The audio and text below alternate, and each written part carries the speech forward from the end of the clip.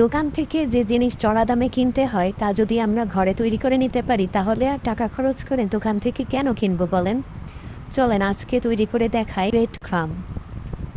Bread ক্রাম দুইভাবে তৈরি করতে পারেন। একটা পদ্ধতি হচ্ছে পাউরুটির পোড়া অংশগুলো কেটে নিয়ে সেগুলো থেকে তৈরি করা, এবং সরাসরি আপনি পাউরুটি থেকেও এটা তৈরি করতে পারবেন। প্রথমেই আমি পাউরুটির চারপাশের পোড়া অংশগুলো কেটে নিচ্ছি, তারপর এগুলা ছোট ছোট টুকরা করে নিয়ে ব্লেন্ডারে গুঁড়া করে নিব। তারপরে এই গুঁড়াগুলা একটা কড়াইতে ভেজে নিব। যতক্ষণ চুলার উপরে থাকবে ততক্ষণ নাড়তে হবে, না হলে পুড়ে যাবে। এবং খুব দ্রুতই এটা কালার চলে আসবে। ঠান্ডা হলে নামিয়ে একটা কাচের বয়ামে সংরক্ষণ করুন।